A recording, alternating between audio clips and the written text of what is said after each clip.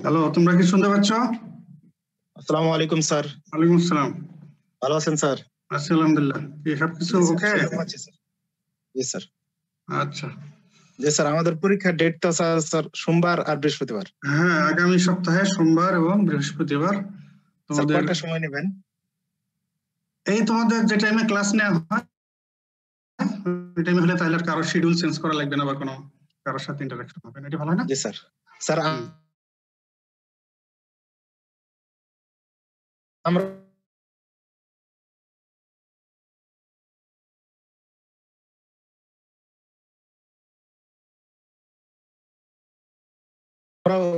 ওই যে 20 জন একটা বিষয়। যে বিষয়টা, এটা তো স্যার আসলে ক্লাস তো আমাদের সাথে করবে স্যার। এটা তো তাদের কোনো ফল্ট না স্যার। এটা তো স্যার ওই করোনার জন্য এরকম হয়ে গেছে। মানে ওরা অ্যাকচুয়ালি মেতে পরীক্ষা দিত নাকি? জি স্যার। আচ্ছা আচ্ছা। মানে স্যার নভেম্বরে পরীক্ষা দিত আরকি। মানে মেতে আচ্ছা। সাবজেক্টটা দিয়া নভেম্বরে স্যার থার্ড প্রপ দিত। কিন্তু তো স্যার মেতে করোনার সেকেন্ড জন্য। প্রপ দিত, তাই তো? জি স্যার, জি স্যার। ওর তোমাদের সঙ্গে কন্টিনিউ করতো এরকম না? জি স্যার।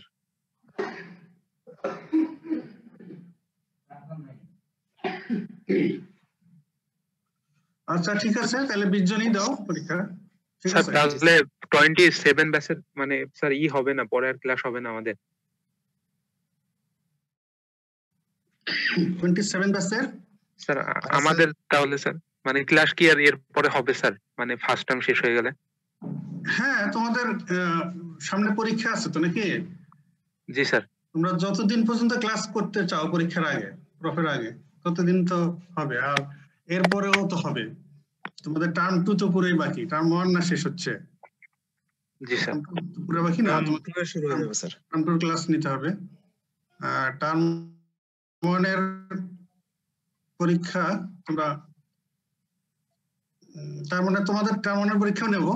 সেটার ব্যাপারে এখন কবে নেব এটা পরে এটা জানানো যাবে। এর মধ্যে তোমরা কোন পর্যায়ে চলে যাও দেখা যায়। ঠিক আছে, এখন যেহেতু ওদেরটা আটকে আছে, এজন্য ওদের পরীক্ষাটা আগে নিয়ে নিই। তাহলে স্যার আমরা 20 জনই দেব পরীক্ষা স্যার। হ্যাঁ ঠিক আছে, তাহলে 20 জনই দাও। জি স্যার।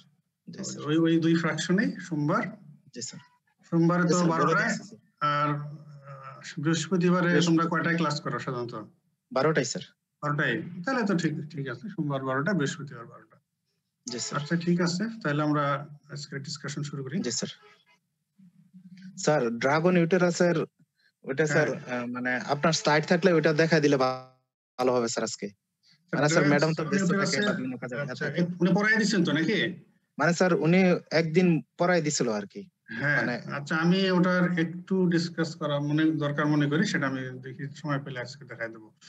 জি স্যার, ওটা ঠিক ভালো আছে, হবে। আজকে আমরা স্টার্ট করি হরমোন রিপ্লেসমেন্ট থেরাপি।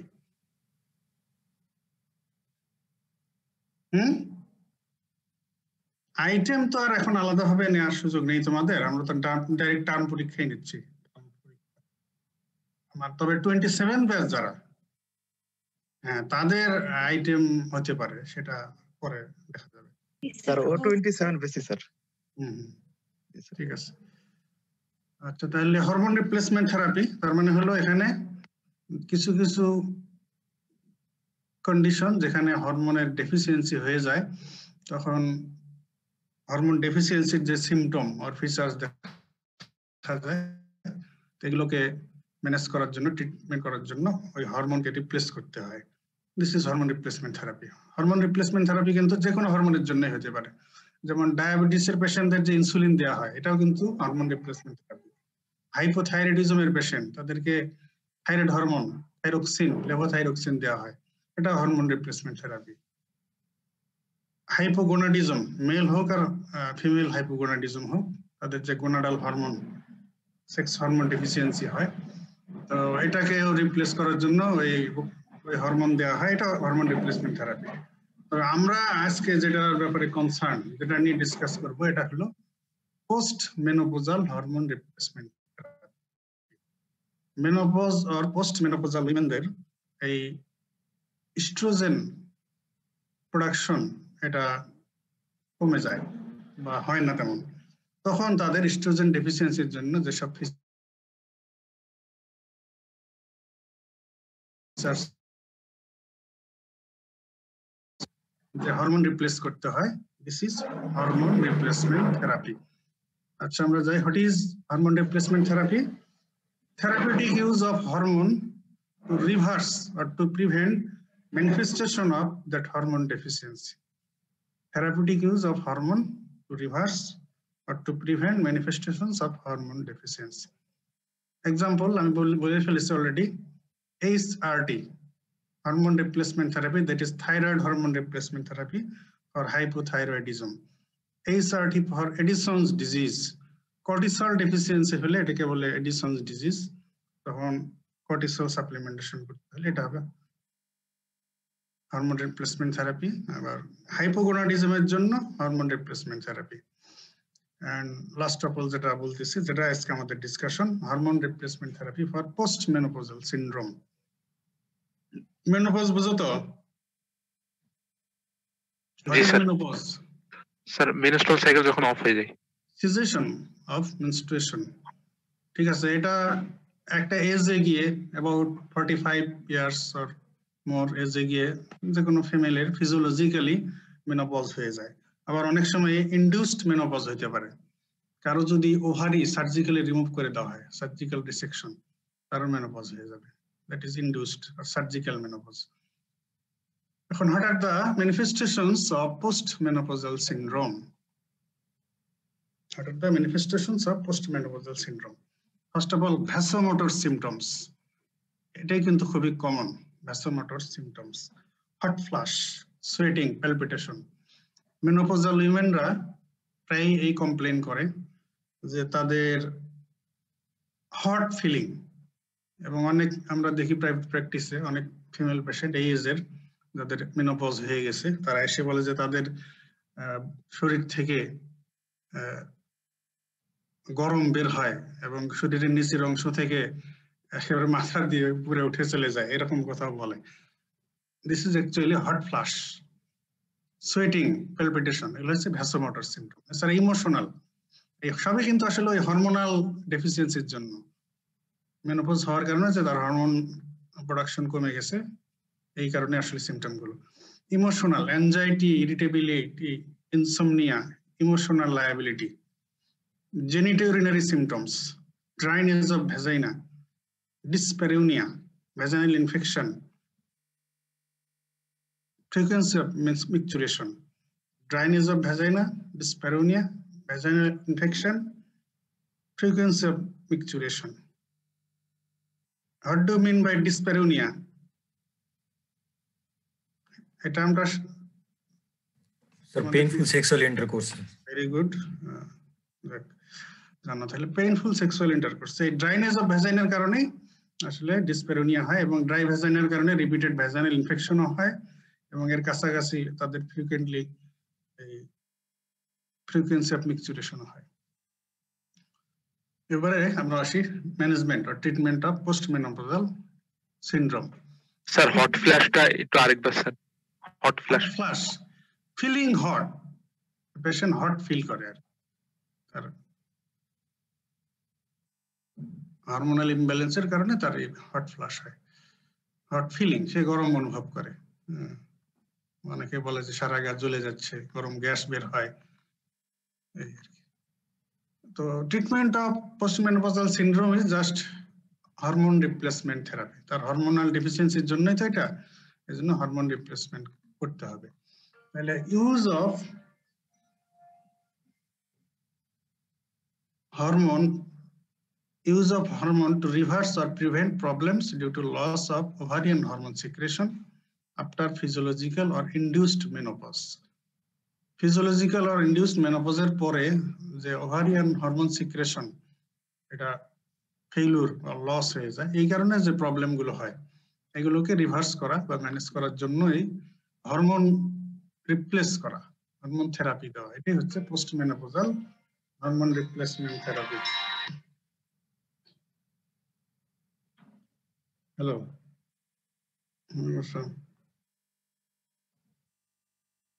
হ্যাঁ ক্লাস নিচ্ছি, পরে কথা বলি।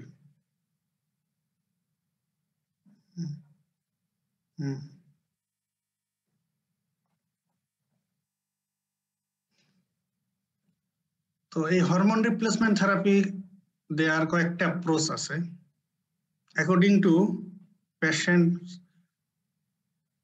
Presence or absence of uterus. Uterus যদি ইনট্যাক্ট থাকে তখন একভাবে দিতে হয়, আর যদি তার হিস্টেরেক্টমি করা থাকে উইদাউট ইউটেরাস তখন আরেকভাবে দিতে হয়। তাহলে সেই অ্যাপ্রোচগুলোর একটা অ্যাপ্রোচ হচ্ছে যে রিপ্লেসমেন্ট অফ ইস্ট্রোজেন অ্যালোন, শুধু ইস্ট্রোজেন থেরাপি দেওয়া without progesterone, only estrogen, estrogen alone. তার এটা কার জন্য? For post menopausal women without uterus. কোনো উইমেনের যদি হিস্টেরেক্টমি করা থাকে, তার ইউটেরাস নাই, সেই ক্ষেত্রে estrogen alone can be given, এবং সেটা কন্টিনিউয়াস ইস্ট্রোজেন থেরাপি অ্যালোন। আর যার হিস্টেরেক্টমি করা নাই, ইনট্যাক্ট ইউটেরাস, তার ক্ষেত্রে শুধু ইস্ট্রোজেন অ্যালোন দেওয়া যাবে না, তাকে দিতে হবে combination estrogen plus progesterone. For post menopausal women with uterus, তার ইনট্যাক্ট ইউটেরাস আছে, তাকে দিতে হবে ইস্ট্রোজেন প্লাস প্রজেস্টেরন। সেটা কিভাবে? আমরা ইস্ট্রোজেনে যেমন দেখলাম কন্টিনিউয়াস ইস্ট্রোজেন থেরাপি অ্যালোন যখন দেওয়া হয়েছে, আর যখন ইস্ট্রোজেন প্রজেস্টেরন দুটোই দেওয়া হবে যার ইউটেরাস ইনট্যাক্ট আছে, সেই ক্ষেত্রে ইস্ট্রোজেন দিতে হবে first 21 to 25 days of a 28 days cycle, 28 days menstrual cycle এর first 21 to 25 days plus progesterone last 10 to 14 days of cycle। 28 দিনের সাইকেল ধরে প্রথম 21 থেকে 25 দিন পর্যন্ত ইস্ট্রোজেন দেওয়া হবে, এরপরে এই সাইকেলের শেষে 10 থেকে 14 দিন প্রজেস্টেরন দেওয়া হবে। এভাবে দেওয়া যেতে পারে। আরেকটা দেওয়া যেতে পারে যে ইস্ট্রোজেন পুরো সাইকেলই নেবে উইদাউট ব্রেক, প্লাস প্রজেস্টেরন দেওয়া হবে 12 বা 14 দিন থেকে 28 দিন পর্যন্ত, সাইকেলের 12তম বা 14তম দিন থেকে শুরু করে 28তম দিন পর্যন্ত। তাহলে যদি হিস্টেরেক্টমি করা থাকে, that is post menopausal women without uterus, তার জন্য ইস্ট্রোজেন অ্যালোন কন্টিনিউয়াসলি ডেইলি। আর যার ইনট্যাক্ট ইউটেরাস আছে তার ক্ষেত্রে ইস্ট্রোজেন প্লাস প্রজেস্টেরন দিতে হবে। এটা দেওয়া যেতে পারে দুই ভাবে, ফার্স্ট 21 থেকে 25 দিন পর্যন্ত ইস্ট্রোজেন, লাস্ট 10 থেকে 14 দিন প্রজেস্টেরন এইভাবে, অথবা ইস্ট্রোজেন উইদাউট ব্রেক, মানে থ্রু আউট দ্য সাইকেল 28 দিন পুরো দেওয়া হলো ইস্ট্রোজেন, এই 28 দিনের শেষের 12তম বা 14তম দিন থেকে শুরু করে 28তম দিন পর্যন্ত প্রজেস্টেরন। তো এই দুইটাতে অনেক বাস বিচার, আর এগুলোর অ্যাডভার্স ইফেক্ট অনেক বেশি ইস্ট্রোজেন প্রজেস্টেরনের। তো এই জন্য লেটেস্ট ড্রাগ এসে গেছে নিউ, তাও অনেক কয়েক বছরই হয়ে গেল এটার ইউজ, সেটা হচ্ছে টিবোলন। টিবোলন দিলে আর অত কিছু চিন্তা করা লাগে না, উইথ ইউটেরাস নাকি উইদাউট ইউটেরাস, আর সাইকেলের কয়দিন দেবো কয়দিন না দেবো অত কিছু চিন্তা করার দরকার নেই। টিবোলন 2.5 মিলিগ্রাম কন্টিনিউয়াসলি টিবোলন দিলে, এটা হলো synthetic partial estrogen agonist, partial progesterone agonist and partial androgen agonist। তো এটা একটা সিনথেটিক স্টেরয়েডাল এজেন্ট। তো এটা 2.5 মিলিগ্রাম কন্টিনিউয়াসলি, এটা যাদের ইউটেরাস আছে তাদেরকেও দেওয়া যাবে, যাদের ইউটেরাস নাই তাদেরকেও দেওয়া যাবে। তাহলে এই হলো তিনটা approach, oestrogen alone, oestrogen plus progesterone, আর একটা হচ্ছে টিবোলন। আচ্ছা, এইচআরটি কাদেরকে দেওয়া হবে? Early menopause with vasomotor symptoms, early menopause with vasomotor symptoms, তাদের ক্ষেত্রে এইচআরটি দেওয়া হয়, তাদের ক্ষেত্রে effective. HRT should not be given for treatment of osteoporosis, for treatment of coronary artery disease. এই হরমোন রিপ্লেসমেন্ট থেরাপি যখন প্রথম আসে তখন একটা কনসেপ্ট ছিল যে এটা দিলে coronary heart disease, ischaemic heart ডিজিজের রিস্ক কমে যায়, তারপর অস্টিওপোরোসিসের রিস্ক কমে যায়, সেই হিসেবে প্রথম দিকে এটা এই পারপাসেও ইউজ হচ্ছিল, কিন্তু পরে দেখা গেল যে না, এটা দিলে সমস্যা আছে, এই জন্য পরবর্তীতে এটা স্টপ করে দেওয়া হয়। তো এই পারপাসে শুধুমাত্র অস্টিওপোরোসিসের ট্রিটমেন্ট বা করোনারি আর্টারি ডিজিজ প্রিভেন্ট করার এইম নিয়ে এইচআরটি ইউজ করা যাবে না। এইচআরটি দিতে হবে early menopause with vasomotor symptoms, a indication. Early menopause with vasomotor symptoms, যাদের heart flush, tachycardia, palpitation, sweating ওগুলো বেশি হয়। বেনিফিট HRT দিলে কি বেনিফিট হয়? এক তো ওই হরমোন ডেফিসিয়েন্সি, ওভারিয়ান ফাংশন ডেফিসিয়েন্সির জন্য যে PMS পোস্ট মেনোপজাল সিনড্রোম এর সিম্পটম গুলো হচ্ছিল এগুলো ইমপ্রুভমেন্ট হবে। অস্টিওপোরোটিক ফ্র্যাকচারের রিস্ক কমে যাবে, CA কোলনের ইনসিডেন্স কমে যাবে, লিপিড প্রোফাইল ইমপ্রুভ করবে। তাহলে improvement of post menopausal syndrome, reduce risk of osteoporotic fracture, reduce incidence of carcinoma colon, and improvement of lipid profile. Patient favorable lipid profile.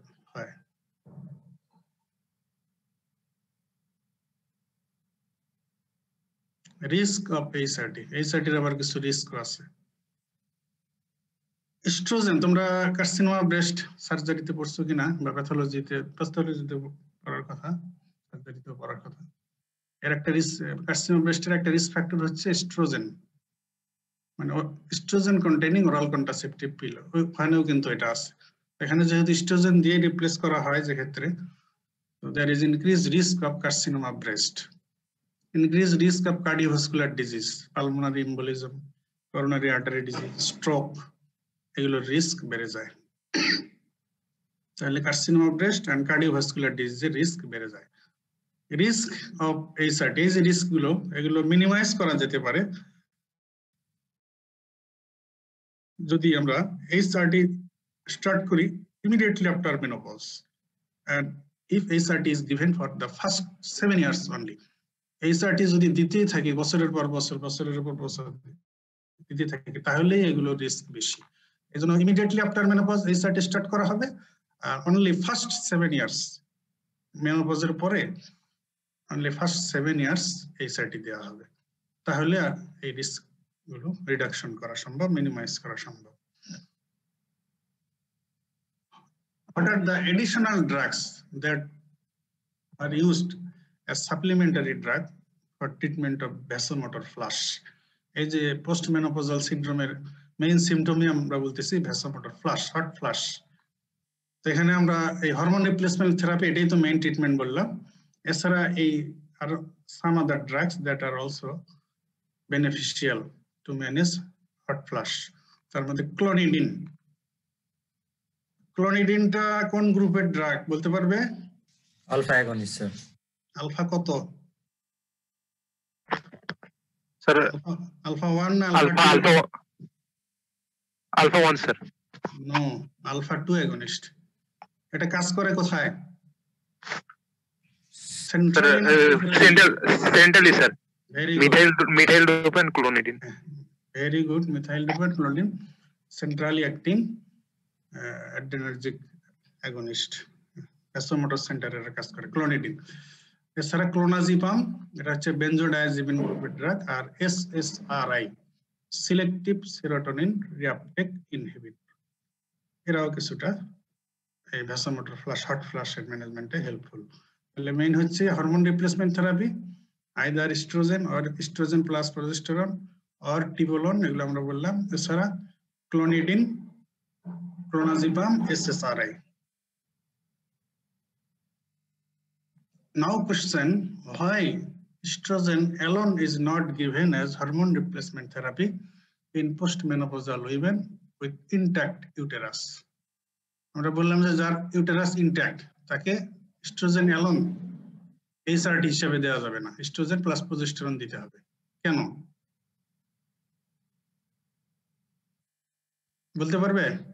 Sir oestrogen দিলে আমাদের তো uterine এন্ডোমেট্রিয়ামের sir grow হবে, কিন্তু progesterone না দিলে তো এটা বের হবে না স্যার। তাহলে তো গ্রো হইতে থাকলে এক সময় সমস্যা হতে পারে। কি সমস্যা হবে? হ্যাঁ, এটাই তো কথা। তাহলে এস্ট্রোজেন অ্যালোন যদি দেওয়া হয় উইদাউট প্রজেস্টেরন, তাহলে এন্ডোমেট্রিয়াল স্টিমুলেশন হবে বেশি, তাই না? এন্ডোমেট্রিয়াল হাইপারপ্লাসিয়া হতে থাকবে। হাইপারপ্লাসিয়া হইতে হইতে এক সময় কি হতে পারে? Carcinoma sir. হঠাৎ পরে যাও না, স্টেপ বাই স্টেপ আসো। নিওপ্লাজম পড়ছো না? হাইপারপ্লাসিয়া, তারপরে metaplasia sir. Metaplasia, very good. তারপর ডিসপ্লাসিয়া, ডিসপ্লাসিয়া স্যার। তারপরে অ্যানাপ্লাস্টিয়া। Neoplasia sir. প্লাসিয়া, হ্যাঁ এই তো। তাহলে যদি ইস্ট্রোজেন অ্যালন দেওয়া হয় তাহলে আনঅপোজড ইস্ট্রোজেনের effect endometrial hyperplasia, endometrial metaplasia, dysplasia followed by even endometrial neoplasia, that is carcinoma endometrium হয়ে যেতে পারে, endometrial carcinoma। এই জন্যই যাদের ইন্ট্যাক্ট ইউটেরাস আছে তাদেরকে ইস্ট্রোজেন অ্যালন দেওয়া যাবে না, উইথ প্রজেস্টেরন দিতে হবে। আচ্ছা, টিবোলন যেটার কথা বলতেছিলাম, এটা synthetic oral steroid, weak oestrogenic, weak progesterogenic and weak androgenic effect, partial agonist for estrogen, progesterone and androgen receptor। এটা হলো estrogen থেরাপির অল্টারনেটিভ, 2.5 মিলিগ্রাম ডেইলি কন্টিনিউয়াসলি দেওয়া হয়। এটা দিলে ওই ইস্ট্রোজেন মানে ইস্ট্রোজেন প্রজেস্টেরন হরমোন রিপ্লেসমেন্ট থেরাপির যে সমস্যাগুলো, এগুলোর চান্স এটা কম। Reduce both vertebral and non vertebral fracture in post menopausal women. তো মেইন অ্যাডভার্স ইফেক্ট এটা হচ্ছে vaginal bleeding.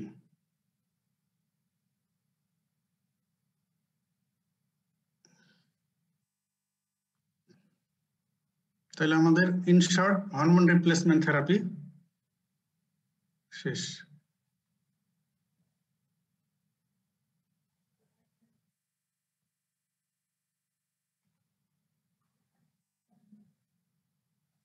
Sir after post menopause sir ovary হ্যাঁ, সেগুলো তো স্যার কইরা করবোটা কি স্যার, দরকার আছে কি স্যার? হ্যাঁ, জাস্ট সিম্পটম ইমপ্রুভমেন্টের জন্য এত বড় সার্জারি, এত বড় রিস্ক ট্রান্সপ্লান্টেশনে যাওয়া। তার যদি বাচ্চা লাগতো, বাচ্চা লাগতো স্যার, সেই ক্ষেত্রে রিপ্রোডাক্টিভ অ্যাক্টিভিটি তো আর আসলে তার দরকার নেই। জি স্যার, সেই জন্য হয়তো ওটা নেওয়া হচ্ছে না।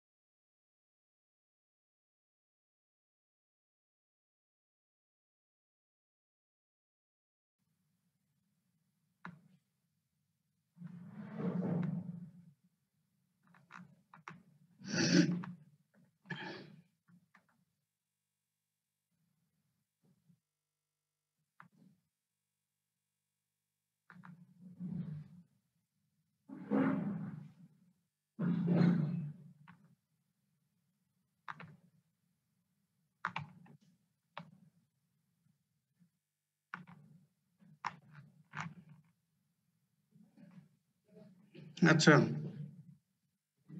আছো তো, তোমরা লাইনে আছো তো? জি স্যার। আচ্ছা, শুধু আপনারে দেখা যাইতেছে। হ্যাঁ স্যার, আপনাকে দেখা যাইতেছে। দেখা যাচ্ছে না? না স্যার, ভিডিওটা অফ করা আছে। আচ্ছা আচ্ছা, দেখতেছি। জি স্যার, ঠিক আছে। তো আমরা এবারে গ্যাস্ট্রোইন্টেস্টিনাল ফার্মাকোলজি রিলেশনে তোমাদের drugs for peptic ulcer disease নিশ্চয়ই পড়ানো হয়ে গেছে, তাই না? হয়ে গেছে না? হ্যাঁ, তারপরে ল্যাক্সেটিভস, পার্গেটিভস। জি স্যার, হয়ে গেছে তো না? অ্যান্টিডাইরিয়াল এজেন্টস হয়ে গেছে স্যার। অনেক আগে স্যার এগুলো পড়া ফেলছে। জিআরডি, এটা হচ্ছে কি যে এখন যেটা স্লাইডে ড্রাগস ফর জিআরডি, হয়নি মনে হয়? না স্যার। আচ্ছা, জিআরডি তে কি হয়? গ্যাস্ট্রোএসোফেজিয়াল রিফ্লাক্স ডিজিজ। আচ্ছা, তোমরা নিশ্চয়ই ফিজিওলজি পড়ে আসছো যে লোয়ার ইসোফেজিয়াল এন্ড, এখানে কিছু ফিজিওলজিক্যাল মেকানিজম আছে যেগুলো রিফ্লাক্স কে প্রিভেন্ট করে। পড়ে আসছো না? কি মনে পড়ে নাকি পড়ে না? মেকানিজম জি স্যার। Lower oesophageal sphincter. স্পিনচারটা যেটা আছে স্যার, ওটা স্যার খাবারটাকে কার্ডিয়াক স্ফিংক্টার স্যার। হ্যাঁ, স্ফিংক্টার আছে, আর কি আছে?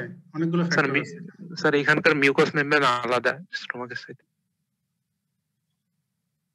lower esophageal sphincter, obliquity of the gastroesophageal junction, and একটা ডায়াফ্রামের রোল আছে, পিন্সকক অ্যাকশন অফ ক্রুর অফ ডায়াফ্রাম। এই সেভারাল ফ্যাক্টরস গুলো রিফ্লাক্সকে প্রিভেন্ট করে। এখন এই ফ্যাক্টর গুলো যদি কোনোটা উইক হয়ে যায় তখন রিফ্লাক্স হতে পারে, তবে কিছুটা রিফ্লাক্স নরমাল ইন্ডিভিজুয়ালও হতে পারে।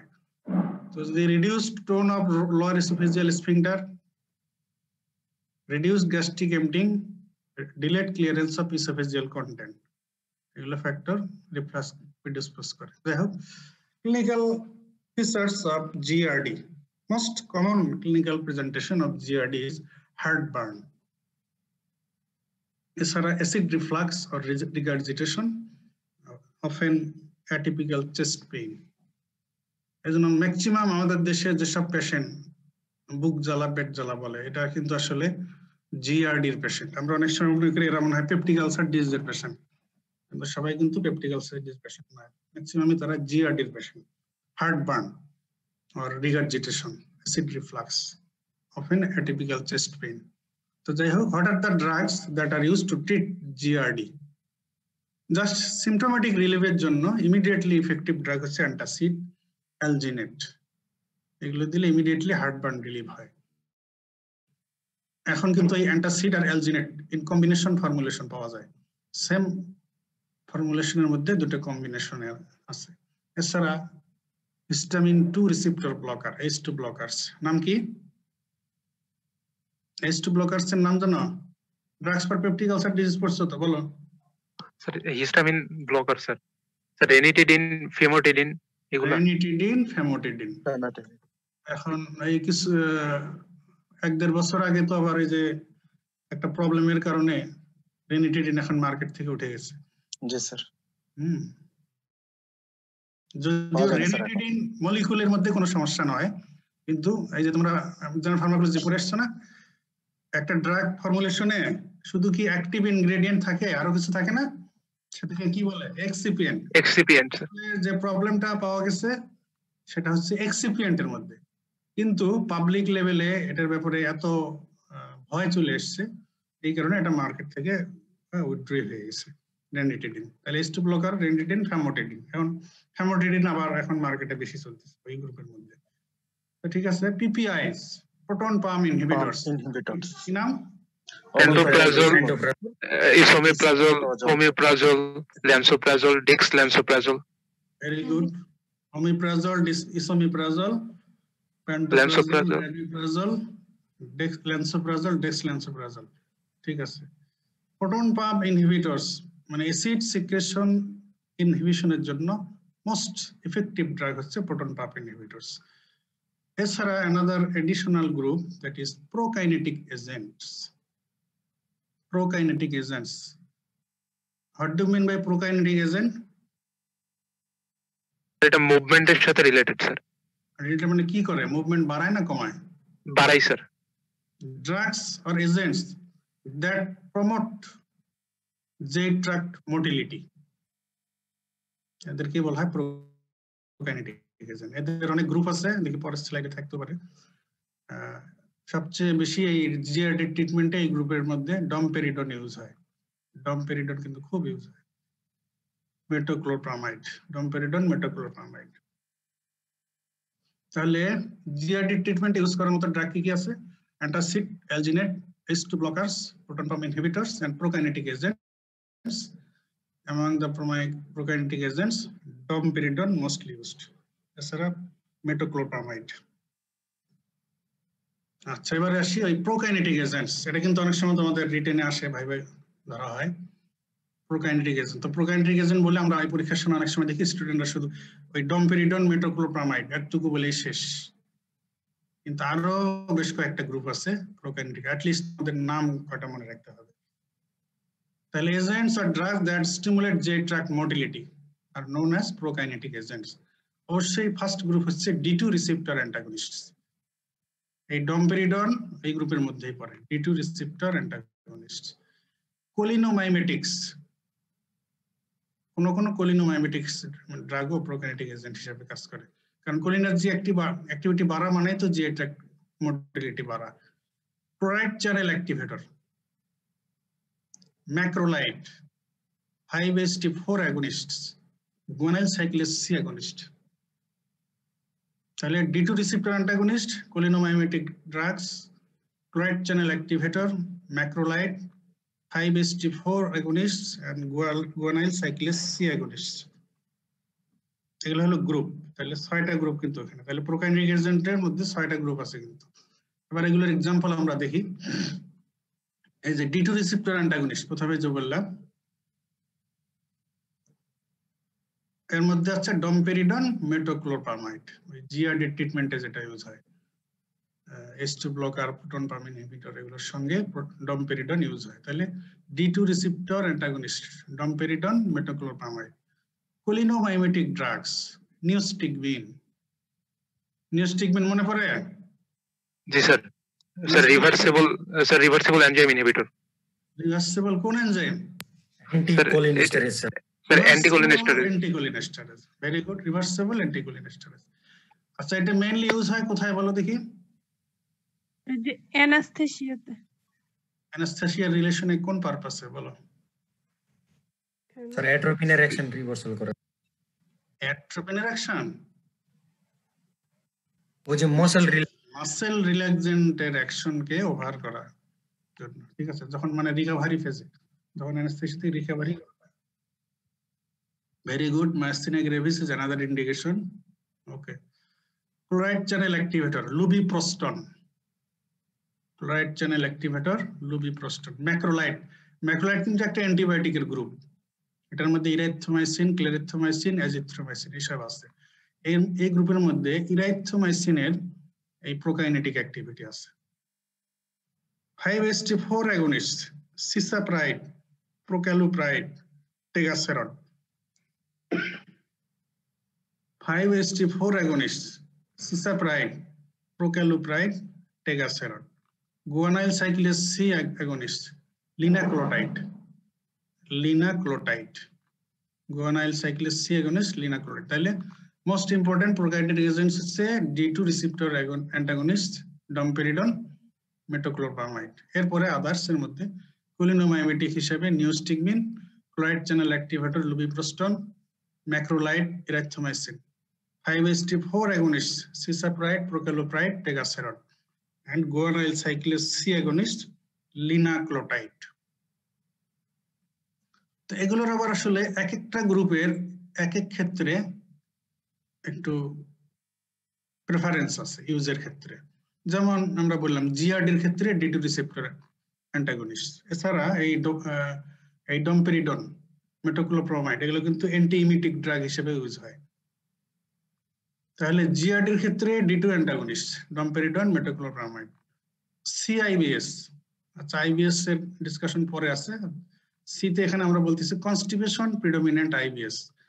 এখানে chloride channel activator, 5-HT4 agonist, guanyl cyclase C agonist এগুলো ইউজ হয়।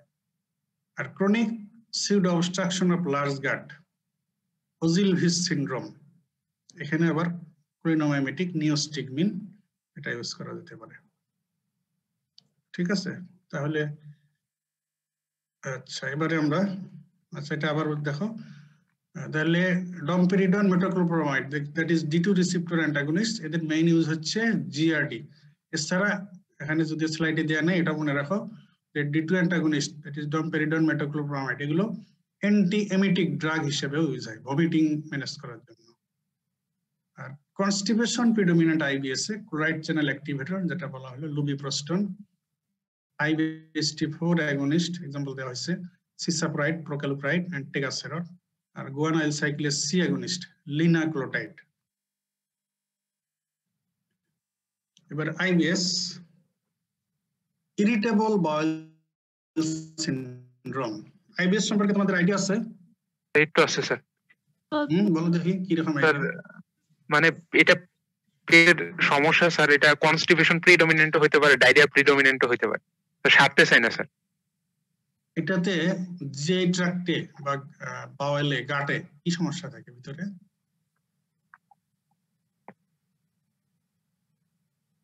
কি ভিতরে কোনো আলসার হয় না কোনো? Sir Crohn's ulcer. Crohn's disease and ulcerative colitis, এই দুইটাকে একত্রে কি বলে? IBS sir. IBS? No, IBD, inflammatory bowel disease. এই দুটো এই ডিজিজ ইনক্লুড করে হচ্ছে Crohn's disease and ulcerative colitis, আর এটা হচ্ছে আইবিএস, ইরিটেবল বাউল সিনড্রোম। এটা আসলে ফাংশনাল বাউল ডিসঅর্ডার। এখানে যে ট্র্যাক্টের ভিতরে কোথাও কোনো লেশন খুঁজে পাওয়া যাবে না, no ulcer, no lesion, no erosion, no tumour, no polyp, কিছুই নাই। That is functional bowel disorder. এটা যদি উপর দিয়ে এন্ডোস্কোপি, নিচ দিয়ে কোলোনোস্কোপি, সিগময়েডোস্কোপি, এন্টেরোস্কোপি এগুলো যদি করা হয়, প্রক্টোস্কোপি করা হয়, কোথাও কোনো সমস্যা নেই, বাট তার সিমটম এই হচ্ছে ইরিটেবল বাউলস। এখানে হলো বাউলটা আসলে ইরিটেবল হয়ে যায়। এই জন্য দেখা যায় যে স্পেশালি কিছু কিছু ফুডে অনেক সময় ওইসব ফুড ইনটেক করলে তার বাউল ইরিটেট হয়ে যায় এবং বাউল মুভমেন্ট বেশি হয়ে তার আইদার পেইন অর ডায়রিয়া এটা হয়। তবে আদার প্রেজেন্টেশনের মধ্যে আবার অনেক সময় কনস্টিপেশন হয়। ঠিক আছে, তাহলে প্রেজেন্টেশন গুলো পেইন যার ক্ষেত্রে predominant PIBS, pain predominant, diarrhoea predominant DIBS, constipation predominant CIBS. আবার কারো ক্ষেত্রে কখনো ডায়রিয়া কখনো কনস্টিপেশন, অল্টারনেটিভ বাউল হ্যাবিট এরকমও হয়। তাহলে pain predominant IBS, diarrhoea predominant IBS, constipation predominant IBS, আর কারো কারো ক্ষেত্রে অল্টারনেটিভ বাউল হ্যাবিট হতে পারে। তাহলে ফিচার্স হচ্ছে recurrent abdominal pain or discomfort usually relieved by defecation, কারণ প্রবলেমটা তার রিকারেন্ট। হ্যাঁ, alteration of stool frequency and or consistency, frequency change মানে বেড়ে গেল ফ্রিকোয়েন্সি, বা আবার কনস্টিপেশনের ক্ষেত্রে কমে গেল, আবার কনসিস্টেন্সি চেঞ্জ হয়, লুজ হয়ে গেল যখন ডায়রিয়া হয়, আবার যখন কনস্টিপেশন তখন আবার হার্ড হয়ে গেল। প্যাসেজ অফ এক্সেস মিউকাস, অনেক পেশেন্ট, ইভেন অনেক এডুকেটেড পেশেন্ট, শিক্ষিত পেশেন্ট অনেক সময় এটাকে বলে যে তার dysentery, but is it dysentery? এটা কি ডিসেন্ট্রি? ডিআইবিএস স্যার, কিন্তু ডিসেন্ট্রি না। পেশেন্টরা অনেক সময় বলে যে ডিসেন্ট্রি, তার আমাশয় হয়েছে এরকম বলে, বা তার পুরনো আমাশা, ক্রনিক ডিসেন্ট্রি এই ধরনের কথা বলে। কিন্তু আসলে ডিসেন্ট্রি, ক্রনিক ডিসেন্ট্রি বলে কোনো কথা নেই। ডিসেন্ট্রি আসলে অ্যাকিউট ইনফেকশন, ব্যাসিলারি ডিসেন্ট্রি হোক আর অ্যামিবিক ডিসেন্ট্রি হোক, আর এটা কিন্তু কোনো ইনফেকশন না। এই আইবিএস এটা কিন্তু ইনফেকশন না, এটা হলো জাস্ট বাউলের ইরিটেবিলিটি, বাউলটা ইরিটেবল হয়ে যায়, এই জন্য রিপিটেডলি রিকারেন্টলি তার পেইন, ডিসকমফোর্ট, ডায়রিয়া, আবার কখনো কনস্টিপেশন, অলওয়েজ দেখা যায় তাদের সাথে এক্সেস মিউকাস যায়। এই মিউকাস বেশি যাওয়ার কারণে অনেক পেশেন্ট এটাকে ডিসেন্ট্রি মনে করে, কিন্তু আসলে ডিসেন্ট্রি নয়। এখন ট্রিটমেন্ট কি? ট্রিটমেন্ট অফ আইবিএস একটা প্রেজেন্টেশন, যেহেতু পেইন প্রিডোমিনেন্ট আইবিএস, তো আর আসলে যে ট্র্যাক্টের পেইনটা হয়, যে আইবিএস এর ক্ষেত্রে যেটা হয় সেটা হলো যে ট্র্যাক্টের ইরিটেবল হওয়ার কারণে তার স্পাজমটা বেশি হয়। সেই জন্য এই ক্ষেত্রে যে ড্রাগ ইউজ করতে হয় যেগুলো হলো স্পাজম রিলিভ করবে, যেমন ডাইরেক্ট স্মুথ মাসেল রিল্যাক্সেন্ট, এর মধ্যে আছে mebeverine, alverine, peppermint oil. Direct smooth muscle relaxant mebeverine, alverine, peppermint oil. Antimuscarinic drugs, dicycloverine, hyoscine N-butyl bromide, propanthelin, trimebutine. Antimuscarinic drug কিভাবে এই IBS এর পেইন রিলিভ করবে বলো দেখি? স্যার এটা স্যার রিসেপ্টর মিডিয়েটেড কি রিসেপ্টর? স্যার অ্যান্টিমাস্কারিনিক স্যার আমাদের small sir এখানে স্যার M3 রিসেপ্টর থাকে স্যার। Very good. তাহলে অ্যান্টিমাস্কারিনিক M3 ড্রাগ দিলে M3 স্যার রিসেপ্টর ব্লক হয়ে যাবে স্যার M3 রিসেপ্টর। তাহলে M3 মিডিয়েটেড যে স্মুথ মাসল কন্ট্রাকশন হয়তো GI ট্র্যাক্টের সেটা হবে না, তাহলে smooth muscle relax pain relieve হয়ে যাবে। ঠিক আছে। আর এগুলো হচ্ছে ডাইরেক্ট স্মুথ মাসল রিল্যাক্সেন্ট, তারা ডাইরেক্টলি স্মুথ মাসলকে রিল্যাক্স করে। Mebeverine, alverine, peppermint. আর অ্যান্টিমাস্কারিনিক ড্রাগগুলো এই রিসেপ্টর ব্লক করে স্মুথ মাসল রিল্যাক্স করে। Dicycloverine, hyoscine and butyl bromide, propantheline, trimebutine. Tricyclic antidepressant, amitriptyline, imipramine. আমরা ওই atropine substitute, atropine like action যেসব ড্রাগের আছে তার এক্সাম্পলের মধ্যে কিন্তু ট্রাইসাইক্লিক অ্যান্টিডিপ্রেসেন্ট দেখিয়েছিলাম। এদেরও অ্যান্টিমাস্কারিনিক ইফেক্ট আছে, এমিট্রিপটাইলিন, ইমিপ্রামিন। এই IBS এর পেশেন্টের ক্ষেত্রে ট্রাইসাইক্লিক অ্যান্টিডিপ্রেসেন্ট লো ডোজে ইফেক্টিভ। আচ্ছা, এবারে হলো ডায়রিয়া প্রিডমিনেন্ট IBS যদি হয় তাদের ক্ষেত্রে, যাদের ডায়রিয়া বেশি হয় তাদের ফাইবার অ্যাভয়েড করতে হবে, ফাইবার কন্টেইনিং ফুড ডায়েট। অনেক সময় অ্যান্টি ডায়রিয়াল এজেন্ট যদিও ইউজ, এটার লেস ইউজ, যত কম ইউজ করা যায় anti diarrhoeal agent, loperamide, codeine, diphenoxylate. Tricyclic antidepressant, imipramine, amitriptyline. 5-HT3 antagonist, alosetron. 5-HT3 antagonist, alosetron. এছাড়া রিসেন্টলি এই দুটো গ্রুপ অ্যাড হয়েছে এই লিস্টে, রিফাক্সিবিন, প্রোবায়োটিক্স।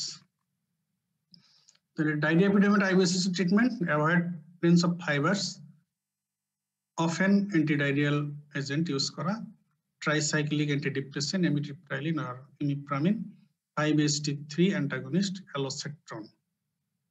আদার্স এর মধ্যে রিফাক্সিবিন, এটা একটা আসলে অ্যান্টিবায়োটিক, মানে এই কনসেপ্টের উপরে এটার ইউজ আসছে, এই দুটেরই, প্রোবায়োটিক আর রিফাক্সিবিন। যে ডায়রিয়া প্রিডমিনেন্ট IBS এটা আসলে এক্সাজারবেশন, অনেক সময় ইনফেকশাস এজেন্ট দিয়েও হতে পারে, সেই কনসেপ্টে এটা একটা শর্ট টার্ম ইউজ এখন মাঝে মাঝে করা হচ্ছে। এবারে treatment of constipation predominant IBS, CIBS। Constipation হলে তার ম্যানেজমেন্ট, এটা সবাই কনসেপ্ট থাকার কথা, যে fluid and fruits, fibre containing diet এগুলো বেশি খাইতে বলা হয়। সেই হিসাবে more intake of fluid, fruits, fibres and use of prokinetic agents. যেহেতু কনস্টিপেশন মানে তার বাউল মুভ করতেছে না তেমন, এই জন্য প্রোকাইনেটিক এজেন্ট ইউজ করে আমরা বাউল মুভমেন্ট বাড়িয়ে দেবো, তাহলে তার কনস্টিপেশন রিলিভ হয়ে যেতে পারে। এই গ্রুপের মধ্যে প্রোকাইনেটিক এজেন্ট, ওই যে আমরা যেগুলো বলছিলাম, দেখো তার 3টা গ্রুপ এখানে এসে গেছে। 5-HT4 agonist, prucalopride, tegaserod. Chloride channel activator, lubiprostone. Guanyl cyclase C agonist, linaclotide. আমরা কিন্তু এই কনস্টিপেশন প্রিডমিনেন্ট IBS ওখানে একটু দেখিয়েছিলাম প্রোকাইনেটিক এজেন্ট দেখানোর সময়, এই 3টা গ্রুপ আছে। তাহলে 5-HT4 agonist, prucalopride, tegaserod, chloride channel activator, lubiprostone, guanyl cyclase C agonist, linaclotide. এছাড়া ল্যাক্সেটিভস, তোমরা ল্যাক্সেটিভস, পার্গেটিভস পড়ছো। যেহেতু কনস্টিপেশন, কাজে স্টুলটাকে লুজ করার জন্য laxatives, milk of magnesia, ispaghula husk and lactulose. Milk of magnesia, ispaghula husk, lactulose. Milk of magnesia আছে না, এটা একটা অ্যান্টাসিড, এটার ল্যাক্সেটিভ ইফেক্ট আছে যেহেতু এটা ম্যাগনেসিয়াম সালফাইড। আচ্ছা, স্পাগুলা হাস্ক আছে না স্যার, ইসবগুলের ভুসি স্যার। ইসবগুলার ভুসি, ভেরি গুড, এটা ল্যাক্সেটিভ। আর ল্যাকটুলোজ স্যার এটা সিরাপ ফর্মে পাওয়া যায় স্যার, এটা লিকুইড প্রিপারেশন, অ্যাভোল্যাকমে পাওয়া যায়। আচ্ছা আচ্ছা, এখন তোমরা বলো দেখি, what are the uses of lactulose? Sir কনস্টিপেশনে। Very good. একটা হলো সিম্পল কনস্টিপেশন, তাই না? অনেক সময় অনেকেরই কনস্টিপেশন হয়ে যেতে পারে, সিম্পল কনস্টিপেশন, সেটা অত কোনো কমপ্লিকেশন নেই, সিম্পল কনস্টিপেশন। তারপরে sir constipation predominant IBS. Very good, ওই জায়গায় তো আমরা আছি, কনস্টিপেশন প্রিডমিনেন্ট আইবিএস, ঠিক আছে। আর ল্যাকটুলোজের ইউজ জিজ্ঞেস করলে এই 3 নাম্বার যে কথাটা আমি শুনতে চাচ্ছি, এটা না বললে কিন্তু এটার আনসার ইনকমপ্লিট, ঠিক আছে? অবশ্যই number 1 simple constipation, number 2 constipation predominant IBS, number 3 এটা বলতে হবে। করছো তোমরা?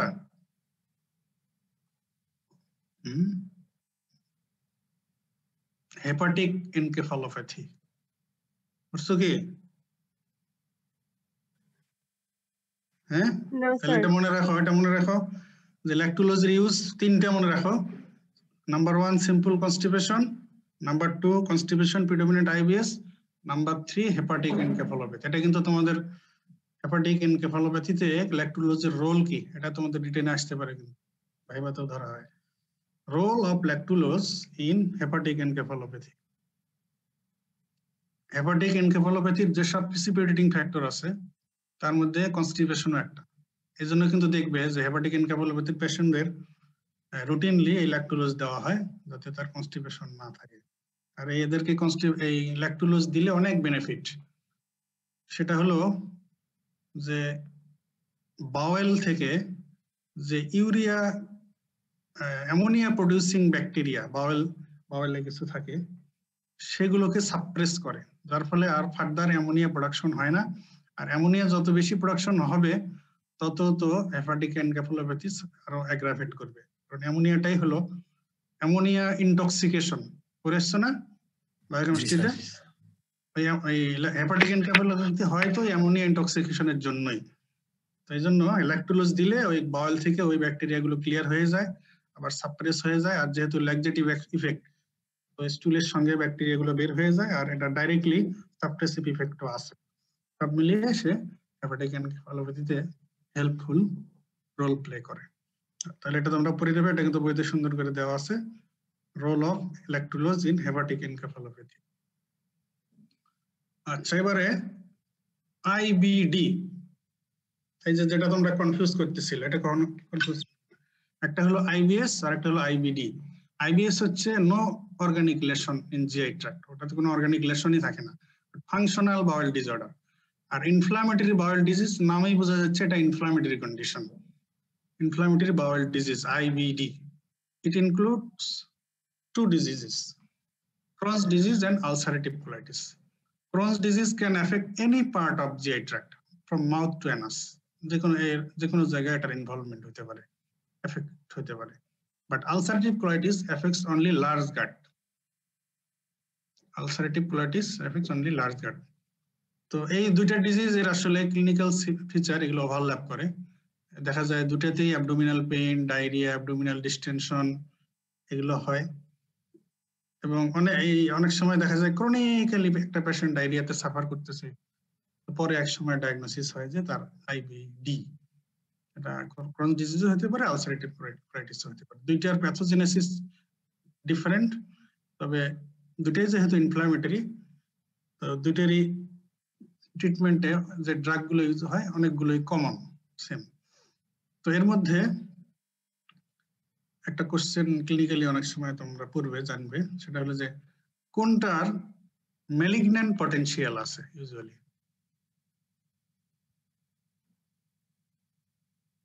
ম্যালিগন্যান্ট পটেনশিয়াল কোনটার বেশি, মানে কোন ডিজিজটা অনেক সময় ম্যালিগন্যান্সিতে টার্ন নিতে পারে। Ulcerative colitis.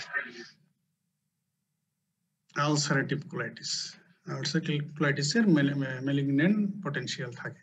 Crohn disease usually ম্যালিগন্যান্সিতে টার্ন নেয় না, তবে স্মল ইন্টেস্টাইনাল ক্রনস এটা রিয়ারলি ম্যালিগন্যান্সিতে টার্ন নিতে পারে।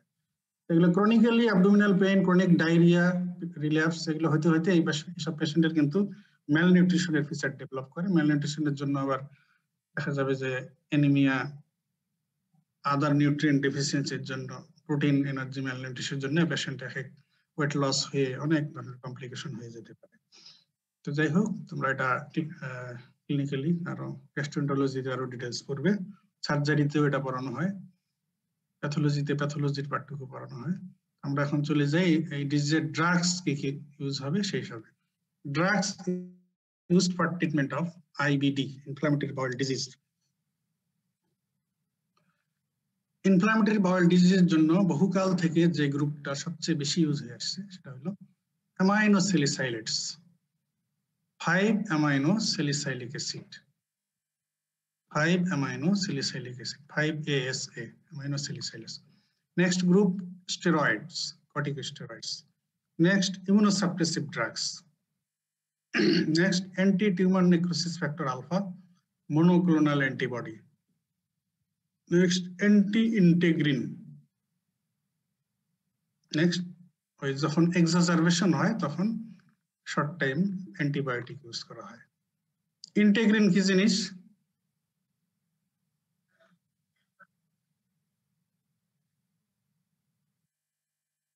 কি বলে এটাকে? না, এটা একটা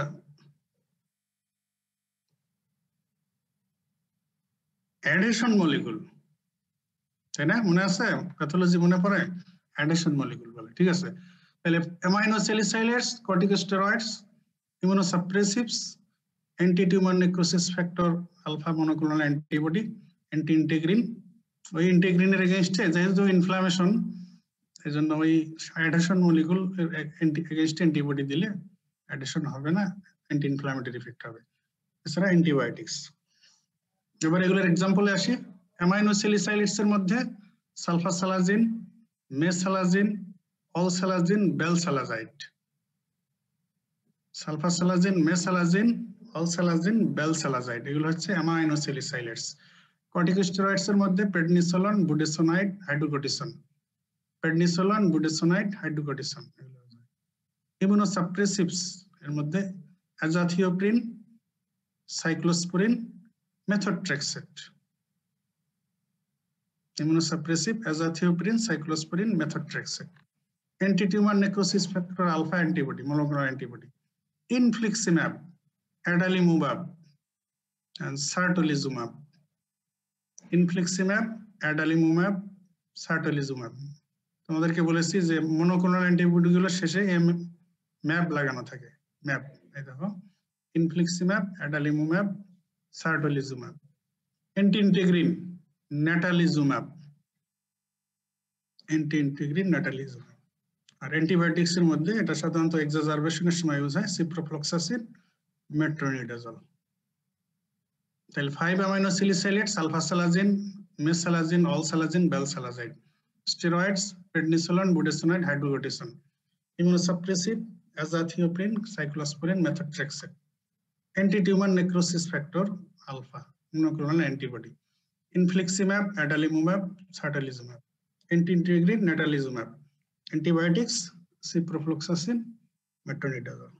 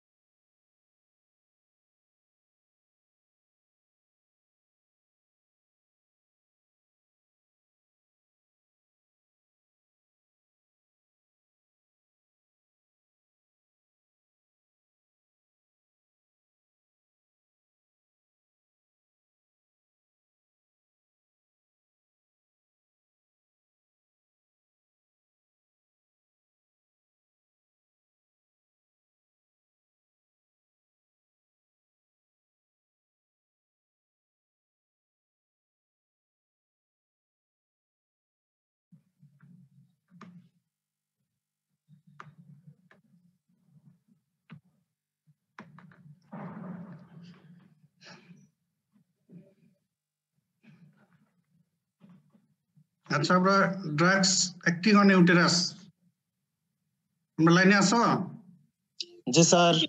আচ্ছা, এটা তোমাদের তো পড়ানো হয়েছে, আমি কিছু জিনিস হাইলাইট করি। যেগুলো ইউটেরাইন কন্ট্রাকশন বাড়ায় তাদেরকে কি বলে? Ecbolics or oxytocics, drugs that stimulate uterine contraction, ecbolics or oxytocics। আর যারা ইউটেরাইন রিল্যাক্সেশন করে তাদেরকে কি বলে? টোকোলাইটিক্স। হ্যাঁ, এটা তো এই ডিমার্কেশনটা তো ভালো করে মনে রাখতে হবে। ecbolics or oxytocics uterine contraction stimulate করে, ইউটেরাইন রিল্যাক্সেশন করে, তারা হচ্ছে টোকোলাইটিক্স। ecbolics এর নাম কি কি? Oxytocin, ergometrine, prostaglandin analogues. Oxytocin, ergometrine, আর্গোমেট্রিনের আরেক নাম হচ্ছে আর্গোনোভিন, এরপর হচ্ছে প্রোস্টাগ্ল্যান্ডিন অ্যানালগস। আচ্ছা, এগুলো তোমাদের নিশ্চয়ই ইউজ হয়েছে, আমি একদম জিস্টে চলে যাই শেষে। আচ্ছা, এখানে দেখো অক্সিটোসিন ড্রাগস,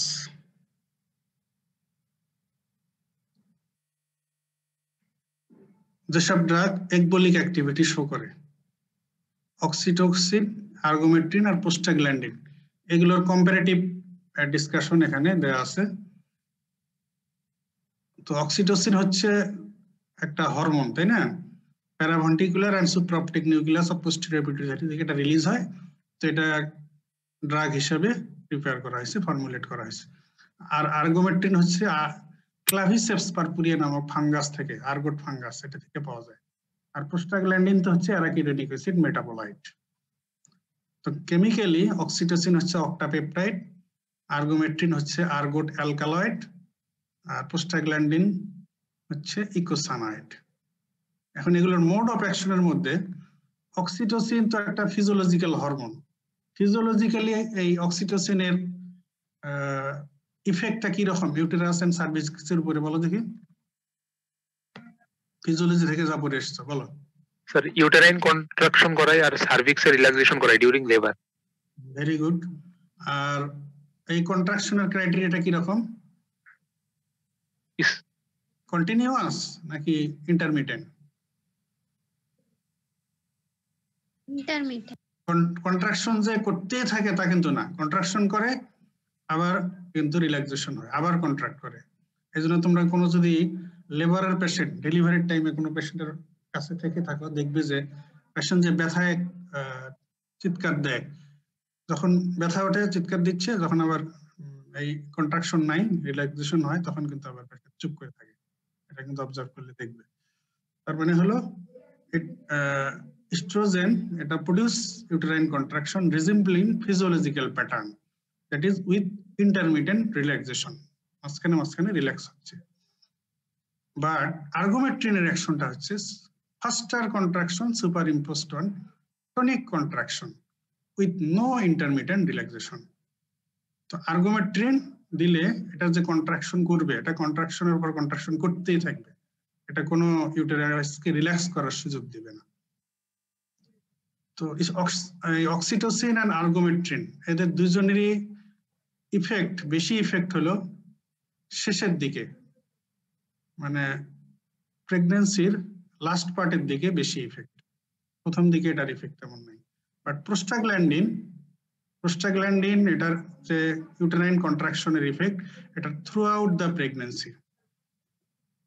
এই জন্য এই প্রোস্টাগ্ল্যান্ডিন অ্যানালগের ইউজটাই ওয়াইড। এটা দেখা যাবে যে ফার্স্ট ট্রাইমেস্টার অফ প্রেগন্যান্সিতে বা আর্লি প্রেগন্যান্সিতে যদি থেরাপিউটিক অ্যাভারশন প্রয়োজন হয়, সেখানেও প্রোস্টাগ্ল্যান্ডিন ইউজ করা যায়। আবার যদি induction of labour or augmentation of labour, acceleration of labour, এখানেও প্রোস্টাগ্ল্যান্ডিন অ্যানালগ ইউজ করা যায়। আবার control and management of PH আর prevention of PPH postpartum haemorrhage, এই পারপাসেও প্রোস্টাগ্ল্যান্ডিন অ্যানালগ ইউজ করা যায়। তার মানে যেহেতু থ্রু আউট দ্য প্রেগন্যান্সি এটা ইফেক্টিভ, এই জন্য এই আর্লি প্রেগন্যান্সি থেকে শুরু করে একদম লেবার, ডেলিভারি এবং ইভেন আফটার লেবার পিপিএইচ ম্যানেজমেন্টের জন্য এই গ্রুপের ড্রাগ ইফেক্টিভ। আর এগুলো অক্সিটোসিন আর আর্গোমেট্রিন তো এগুলোর মধ্যে আমরা যেটা পাইলাম, অক্সিটোসিন যেহেতু এই নর্মাল লেবার এই ক্ষেত্রে যেমন ইউটেরাইন কন্ট্রাকশন রিল্যাক্সেশন হয় সেটার সাথে রিজিম্বলিং, ফিজিওলজিক্যাল রিজিম্বলিং, তাহলে অক্সিটোসিনের মেইন ইউজ কি হবে? স্যার লেবার মেইন ইউজ হচ্ছে ইন্ডাকশন অফ লেবার, কারণ এটা দিলে ফিজিওলজিক্যালি লেবার যেভাবে হয় এর ইফেক্টটা সেই জাস্ট সেরকমই, সেজন্য ইন্ডাকশন অফ লেবারে এটা ফার্স্ট চয়েস। এছাড়া লেবার অনসেট হয়েছে কিন্তু এটা ভালো প্রোগ্রেস করতেছে না, সেই ক্ষেত্রে অগমেন্টেশন দরকার হতে পারে, augmentation of labour, induction of labour, augmentation of labour. আচ্ছা, আরেকটা ইউজ হচ্ছে যেটা ইফেক্ট আগে বলি, সেটা হলো ইস্ট্রোজেনের ইফেক্ট। আমরা বললাম নরমালি ফিজিওলজিক্যালি যেরকম ইফেক্ট, অক্সিটোসিনের ইফেক্ট নরমালি ফিজিওলজিক্যালি যেরকম ইফেক্ট সেই রকম, কিন্তু যদি অক্সিটোসিনের ডোজ অনেক বাড়ায় দেওয়া হয় তখন এইটার ইফেক্ট আবার just like effect of ergometrine হয়ে যায়। তার মানে হলো তখন তার কন্ট্রাকশনটা without relaxation, superimposed contraction on tonic contraction without intermittent relaxation হইতে থাকে, যদি অক্সিটোসিন যদি হাই ডোজে দেওয়া হয়। তাহলে নর্মাল ডোজে হলো ফিজিওলজিক্যাল ইফেক্ট, হাই ডোজে দিলে just like effect of ergometrine. এখন এই আর্গোমেট্রিনের যে ইফেক্ট সেটা হলো যে contraction, faster contraction superimposed on tonic contraction without no intermittent relaxation. তাহলে এই ইফেক্ট যদি হয় তাহলে এইটা কোথায় ইফেক্টিভ হবে, কোথায় ইউজফুল হবে? Postpartum haemorrhage. Very good, postpartum haemorrhage, prevention and treatment of postpartum haemorrhage. তাহলে পোস্টপার্টাম হেমোরেজ প্রিভেনশন আর ট্রিটমেন্ট জন্য আমরা এখান থেকে কি কি ড্রাগ পাইলাম? একটা হলো আর্গোমেট্রিন, তো ডাইরেক্টলি, অক্সিটোসিন হাই ডোজে, তারপরে প্রোস্টাগ্ল্যান্ডিন অ্যানালগ বলা হলো, তো এটা এই প্রেগন্যান্সির সব স্টেজেই সব পিরিয়ডেই এটা ইফেক্টিভ, কারণ সব, সেজন্য এটাও প্রোস্টাগ্ল্যান্ডিন, কিছু কিছু প্রোস্টাগ্ল্যান্ডিন অ্যানালগও পোস্টপার্টাম হেমোরেজ ট্রিটমেন্ট করার জন্য, কন্ট্রোল করার জন্য ইউজ করা যাবে। ঠিক আছে, তাহলে এই তিনটার ইফেক্ট, মোড অফ অ্যাকশন, কোনটার ক্রাইটেরিয়া কেমন এটা বুঝলে তো, এবং সেই হিসেবেই কিন্তু এদের ইউজ, এটা কিন্তু একটু বুঝে মনে রাখতে হবে। এটা কিন্তু অনেক সময় টেবুলেটেড ফর্মে পরীক্ষায় রিটেনে চাওয়া হয়, compare and contrast oxytocin, ergometrine and prostaglandin as ecbolic or as oxytocic. আচ্ছা, এবার আমি লাস্ট যে কথাটা বললাম যে prevention and control of postpartum haemorrhage and control of bleeding after abortion, তাহলে এর জন্য কি কি ড্রাগ আছে? আর্গোমেট্রিন ডিসকাশনে কিন্তু এসে গেছে, এবার আমি স্লাইডে নিয়ে আসলাম এটা আলাদাভাবে হাইলাইট করার জন্য। পিপিএস ম্যানেজমেন্টের জন্য কি কি drug? Ergometrine very effective and the drug of choice.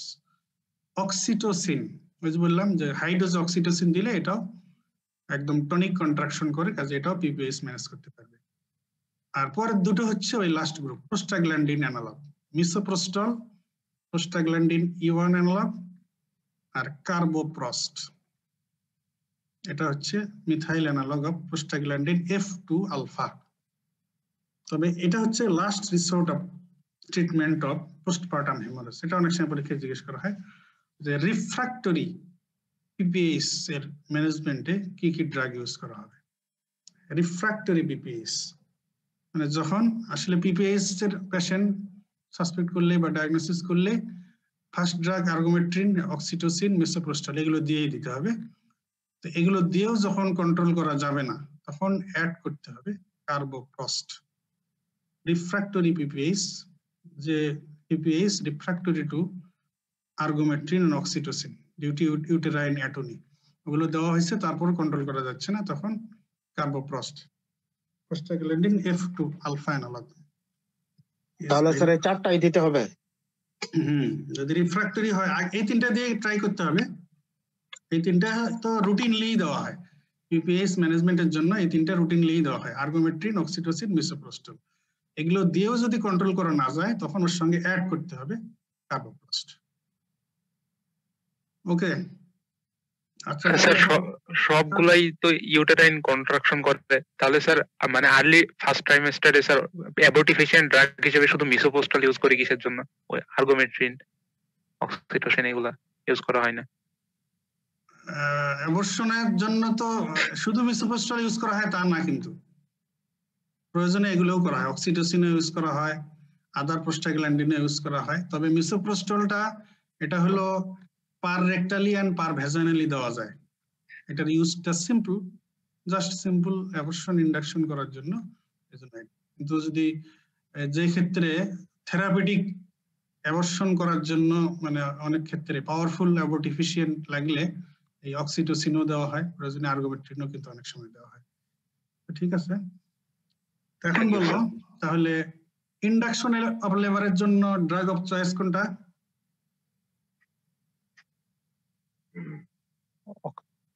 Oxytocin. Oxytocin, ঠিক আছে। পিপিএস ম্যানেজমেন্টের জন্য ড্রাগ অফ চয়েস কোনটা? আর্গোমেট্রিন। আর্গোমেট্রিন, তাই না? বাকিগুলো পরে, তাই না? ইন্ডাকশন অফ অ্যাবর্শনের জন্য মিসোপ্রস্টল স্যার, প্রোস্টাগ্ল্যান্ডিন অ্যানালগ। ঠিক আছে, তাহলে একবোলেক্স গেল, এবারে হলো টোকোলাইটিক্স। টোকোলাইটিক্স নিয়ে বেশি কথা নাই, অল্প একটু কথা। ইউটেরাইন রিল্যাক্সেন্ট, যে ড্রাগগুলো ইউটেরাসকে রিল্যাক্স করে তারাই হচ্ছে টোকোলাইটিক। এক্সাম্পল, আচ্ছা তোমাদের অটোনমিক ফার্মাকোলজির নলেজ দিয়ে বলো দেখি টোকোলাইটিক এজেন্টের মধ্যে কি আসবে, মনে পড়ে? ইউটেরাইন স্মুথ মাসেলে কোন রিসেপ্টর আছে, কোন অটোনমিক রিসেপ্টর আছে? অনেকটাই আছে, এই রিলেশনে আমরা কোনটা চাচ্ছি? Calcium channel blocker. এটা কি অটোনমিক? না স্যার, এটা তো হাইপারটেনশন। টোকোলাইটিকের রিলেশনে, ঠিক আছে, ওটা পরে আনো, অটোনমিকের কথা বলতেছি না। ব্রঙ্কিয়াল স্মুথ মাসেলে কোন রিসেপ্টর আছে? Beta 2 against. বিটা কত?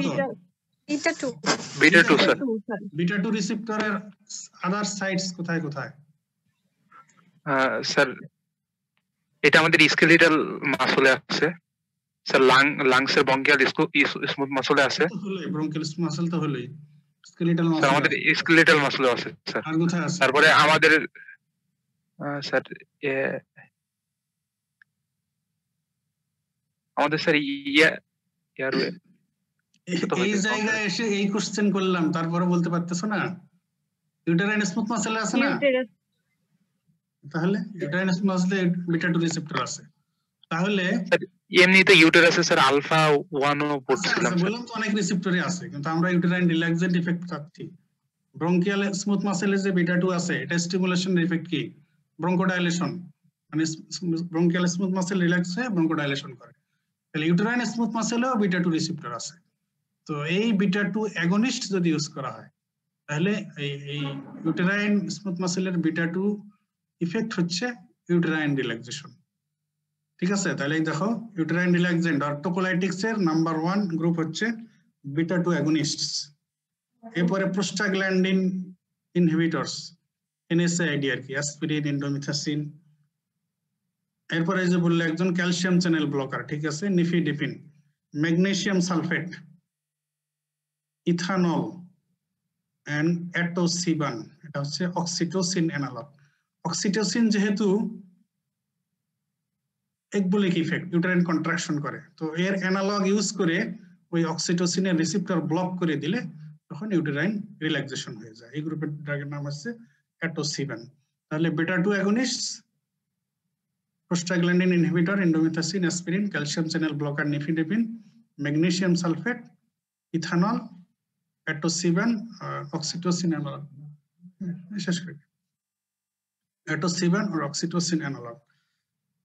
তো এর মধ্যে বিটা 2 অ্যাগনিস্ট চা ইদানিং বেশ ইউজ হচ্ছে, salbutamol, terbutaline, ritodrine, isoxsuprine. Actually salbutamol, terbutaline এগুলোতে ইউজ হয় আসলে ব্রঙ্কিয়াল অ্যাজমা সিওপিডি ট্রিটমেন্টে। ওই ইউটেরাইন রিল্যাক্সেন্ট হিসেবে, টোকোলাইটিক হিসেবে বেশি ইম্পর্টেন্ট এন্ড বেশি ইউজ হচ্ছে হলো এটা রিটোড্রিন। হ্যাঁ, এটা মনে রাখবে, রিটোড্রিন। তোমরা গাইনি অবস্টেটিক্সে কাজ করলে তখন দেখবে যে রিটোড্রিন ইউজ হয়। তাহলে salbutamol, terbutaline, isoxsuprine, specially ritodrine is very important, that is used as tocolytic. They relax uterus, IV দেওয়া হয়, IV infusion,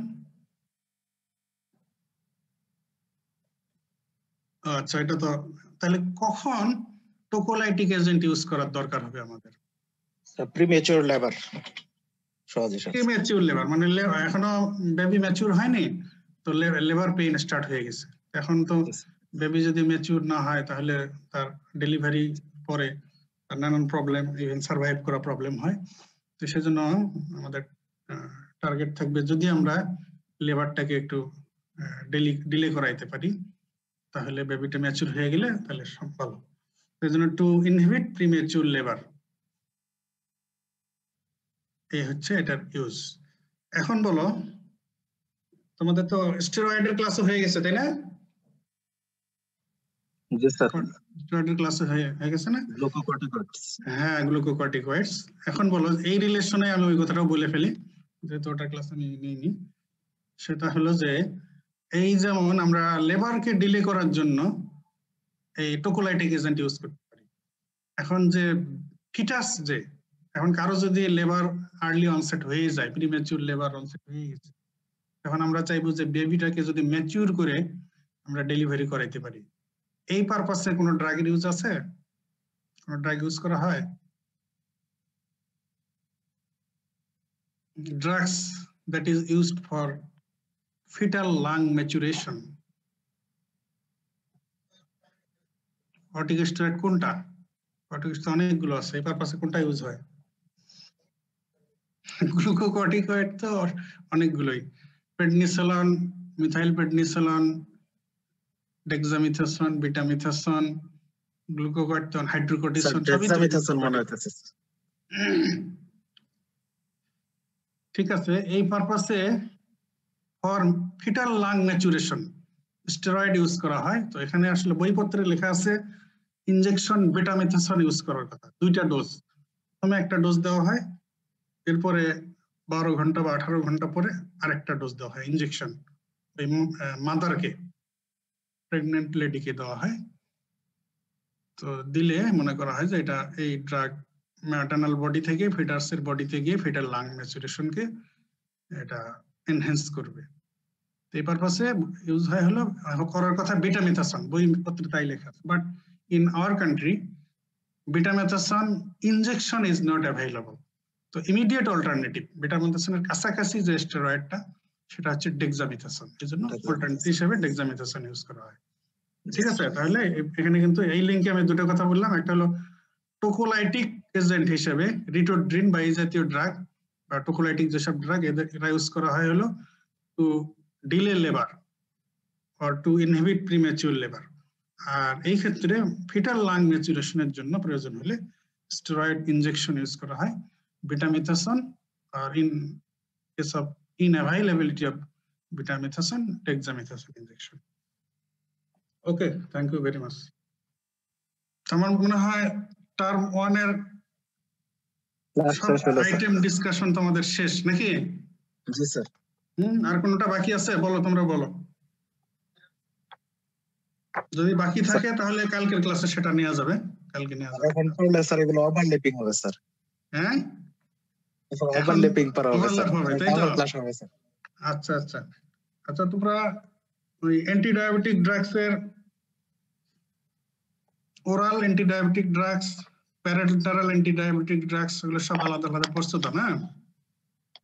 স্যার আমার কাছে মনে হয় স্যার, স্যার এটা যদি একটা ক্লাস নিতেন স্যার, ইম্পর্টেন্ট টপিক গুলো স্যার নিয়ে। তো তোমরা কালকে ক্লাস করো, কালকে আমি অ্যান্টিডায়াবেটিক ড্রাগসটা ডিসকাস করি। এটা তো very very important for your exam and for your practical life while practicing as doctor.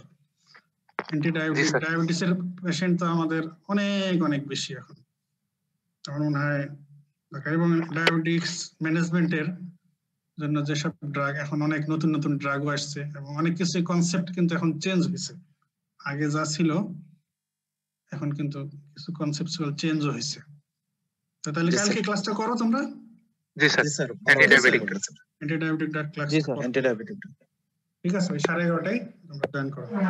আর পরীক্ষার ব্যাপারে সবাই ইনফর্ম, যে আগামী সোমবার আমাদের এই টার্ম 1 এর ফার্স্ট ফ্র্যাগমেন্ট পরীক্ষা হবে। আর বৃহস্পতিবারে টার্ম 1 এর সেকেন্ড ফ্র্যাগমেন্ট পরীক্ষা। Second fragment. ঠিক আছে, এবং এই জি sir. Autonomy general pharmacology, autonomic pharmacology and cardiovascular pharmacology cardiovascular fragment 1 এ থাকবে, আর ফ্র্যাগমেন্ট 2 তে এই বাকিটুকু diuretics, endocrine, reproductive obstetric pharmacology, GI tract pharmacology, haematopoietic pharmacology. Sir বৃহস্পতিবার পরীক্ষাটা কি ম্যাডাম নেবে স্যার? আমি তাকেই দেওয়ার চিন্তা করছি আর কি, এখনো কথা হয় নাই ফাইনাল, হয়তো বা তাই হবে আর কি। স্যার ওই দিন আপনি ক্লাস নেন না তো এই জন্য আর কি স্যার। ঠিক আছে, তোমরা তো অনেক চালাক দেখি, বুঝতে পারছো। হ্যাঁ জি sir. Okay, thank you very much. আচ্ছা স্যার, ধন্যবাদ স্যার। আসসালামু আলাইকুম স্যার। আসসালামু আলাইকুম।